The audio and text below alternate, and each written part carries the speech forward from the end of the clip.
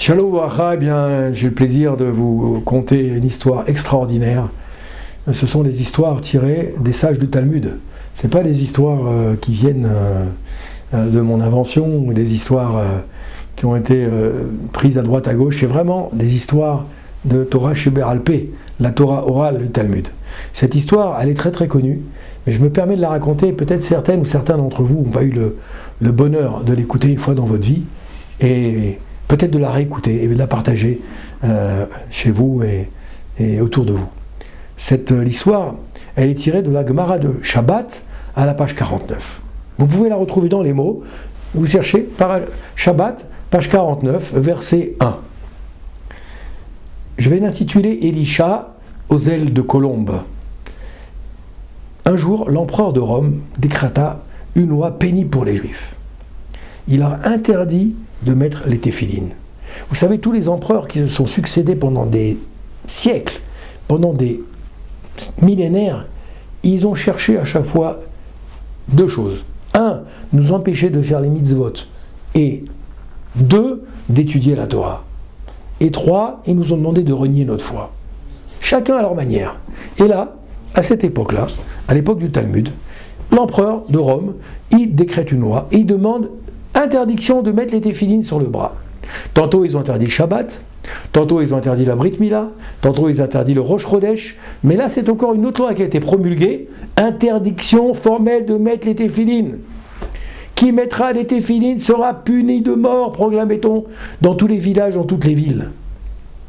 Les Juifs fermaient leurs portes et leurs volets pour mettre les téphilines en cachette. Vous savez que mettre les téphilines, c'est une mitzvah de la Torah. C'est marqué dans le Chumash. Oui. Et là-bas, qu'est-ce qui s'est passé? Donc les Juifs faisaient ça en cachette, sans que les Romains les voient. À cette époque vivait un homme vertueux. Cet homme, il s'appelait Elisha. Elisha. Il avait coutume de rester toute la journée parler avec les téphilines. À cette époque du Talmud, il faut savoir que les téphilines, on les gardait toute la journée. C'est pas comme aujourd'hui, on les met pour prier, on les enlève, on les remet dans la boîte et rendez-vous le lendemain matin. Non, là on les gardait toute la journée. Bien sûr, ils les enlevaient pour aller faire leurs besoins, etc., pour manger, pour les moments biologiques obligatoires du corps, ils les enlevaient, mais sinon ils les avaient toute la journée. Et bien sûr, ils étudiaient avec les téphilines. Et voilà que Elisha avait coutume de rester toute la journée paré de ses téphilines. Même lorsqu'il sortait dans la rue, il les gardait sur la tête. Chérissait cette mitzvah, au point qu'il ne voulait pas y renoncer. C'était trop dur pour lui d'y renoncer. Même s'il courait un grand danger.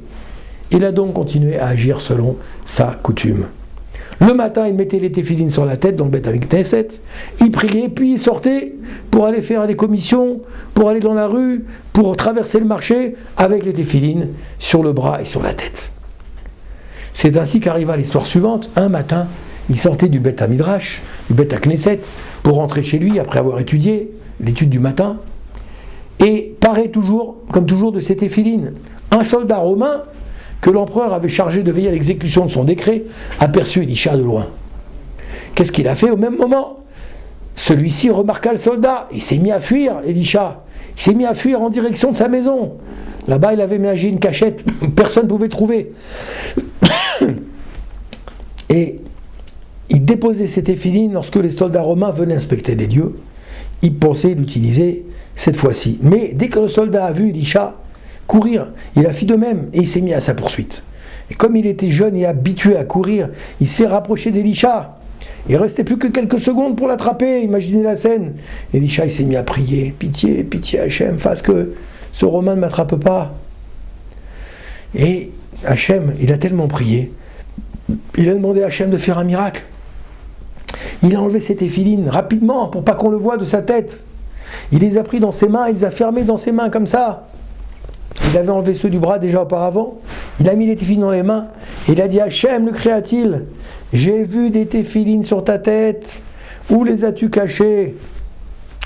Le soldat romain, excusez-moi, le soldat romain a arrêté ce Talmid Chacham.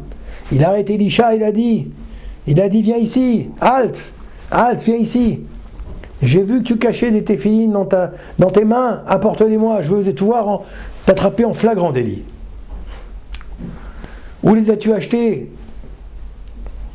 Alors il a dit, ouvre tes mains maintenant. que je puisse voir les téphilines. Elisha s'est arrêté. Elisha se tenait devant le soldat en tenant les téphilines dans ses mains. Il tremblait de peur. Il était terrorisé. Mais il s'est mis à prier en même temps que le Romain lui parlait, que le Romain le malmenait. Il lui a dit, mais ouvre tes mains, qu'est-ce que tu tiens dans tes mains?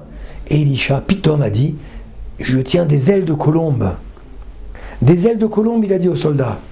Le Romain, il n'a pas cru. Le Romain a dit, mais tu te moques de moi, ouvre tes mains tout de suite. Montre-moi ce que tu tiens dans les mains. Et Elisha a ouvert ses mains. Quand il a ouvert ses mains, des colombes se sont envolées. Des colombes se sont élevées tout de suite, sont sorties de ses mains. Le soldat romain ne savait plus quoi faire. Il a vu ça. On a vu effectivement les ailes de colombe dans les mains. Les téphilines s'étaient transformées en belles ailes de colombe. Le Romain, il se frottait les yeux pour bien voir. Est-ce que je voyais bien? Il ne comprenait pas. Il regardait de tous côtés. Qu'est-ce qui s'est passé? C'est un coup de magie, certainement. J'ai dû me faire prendre par un prestidigitateur. Et il a bien vu qu'Elisha avait dans ses mains donc, des ailes de colombe, des colombes même entières. Et il n'y avait pas de doute. Elisha, c'est bien lui qui avait ces ailes-là. Alors le Romain a dit comme ça, il lui a dit, il me semble avoir vu des téphilines sur ta tête, lui dit-il. Oui, je n'ai pas pu me tromper, c'était bien des téphilines. Sinon, pourquoi aurais-tu pris la fuite en me voyant? Si tu n'avais pas enfreint de loi, si tu tenais des ailes de colombe. Eh bien, il disait, qu'est-ce que je peux faire maintenant?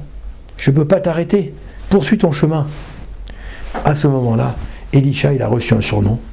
On l'a appelé effectivement Elisha, oui, Elisha aux ailes de colombe. Voilà mes amis, quand on voit quelqu'un qui a de la détermination, quelqu'un qui est convaincu de ce qu'il fait, quelqu'un qui fait les choses avec beaucoup de conviction, Akadosh Baruch Hu va transformer les lois de la nature pour permettre à cette personne de faire la mitzvah qu'il voulait faire.